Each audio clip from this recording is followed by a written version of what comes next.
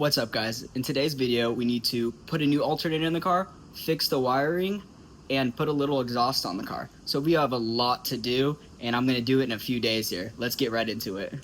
If you've been following the build for a while, you've probably seen that I've had not one, not two, but 3 alternators in this car, like the one over there. But today we're going to be throwing in the Tough Stuff 1-wire alternator to bypass a lot of the stock engine harness, and just so I can charge the battery and get the battery constantly charged. So we're going to throw that in here and hopefully solve a lot of the electrical problems.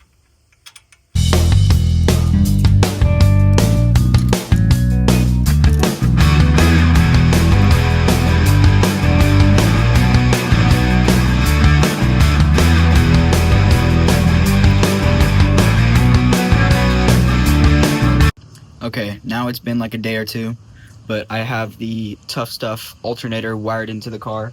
Saved you guys all the wiring work, but I'll show you what I did. So I have the 1-wire alternator wired in all the way over here up to a fuse, and then I have that fuse wired into the starting solenoid. So now that's all wired up, we're going to move the car from here into the garage so that we can change out the harmonic balancer down there.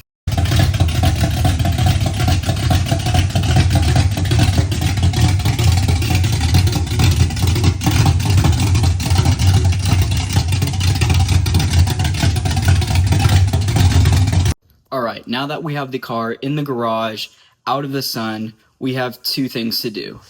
Now, the first thing that I'm not looking forward to do is we have to put the harmonic balancer, the new one, in the car and take the old ones out. That does require removing the radiator, the transmission cooling lines, the radiator hose, moving all that out of the way to get the pulley out and then the harmonic balancer.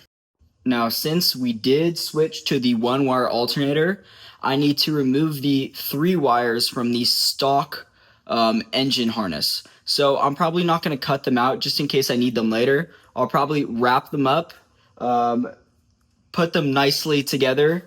And what just happened is the wires touched the alternator and it kind of sparked. Not good. We don't want that happening, so I need to move that out of the way. So I'll probably get that wrapped up and then try and do the harmonic balancer. We'll see. So first, obviously, unhook your battery. We have everything we need. I'll pull the harness out. So it's these 3 wires. I have it wrapped in tape right now. I'm going to take off the tape, cut a little bit of the shrink wrap, and then throw that on there.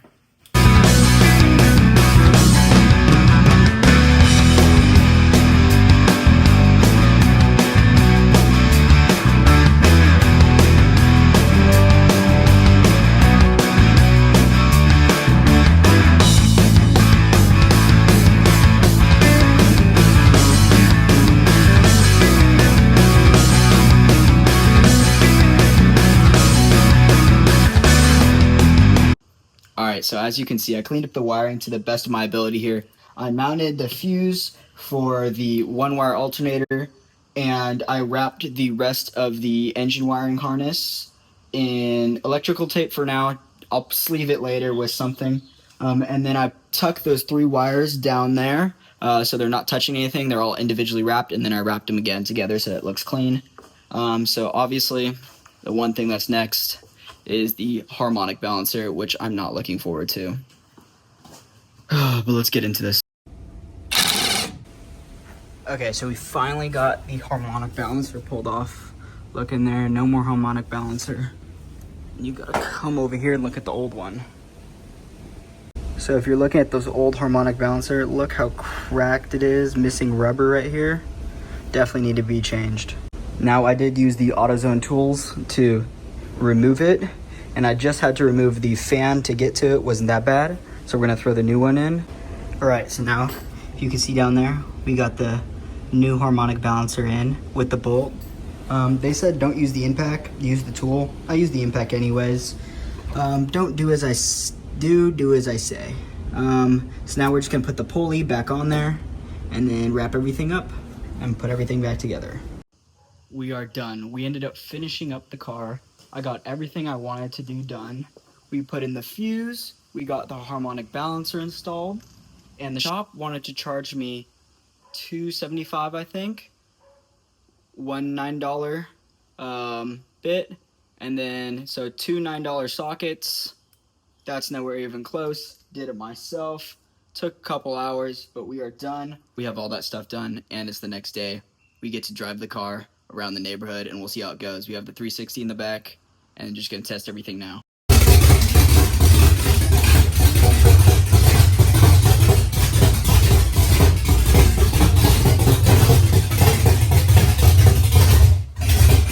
Okay, so the car is really, really loud.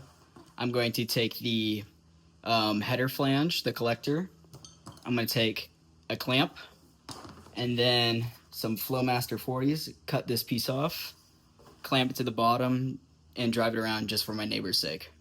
So this is how we have it mocked up right now. Header, old muffler, just kind of cut right there. Should help a lot though with the sound. Well, after working on it for a little bit, I was only able to get one of the mufflers on the passenger side, and the driver's side is still open header. But we're probably gonna run it like that anyways, but at this point I don't care, I just want to drive it.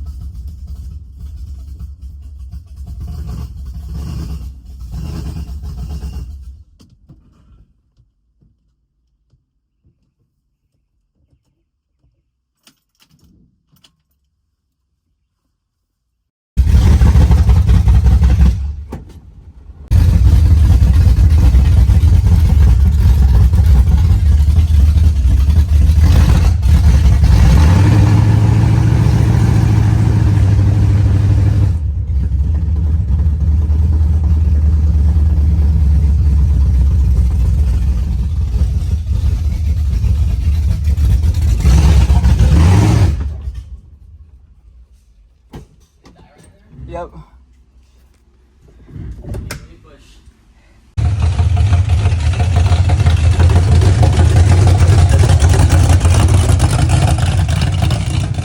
Okay, we got one successful drive in.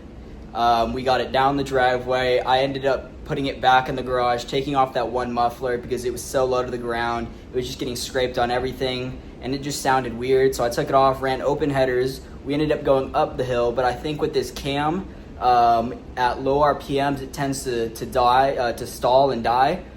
So I still need to get the 2600 stall converter put in the transmission. But we got one successful drive. It sounded amazing. I do have the fan cooling off the car, but for some reason my electronic fan conversion won't kick on. I don't know what temperature the engine's at because none of the gauges work, but I think this was pretty successful. Hopefully we can make it all the way down to the gas station next time. Thanks for watching. See you guys in the next one. Peace out.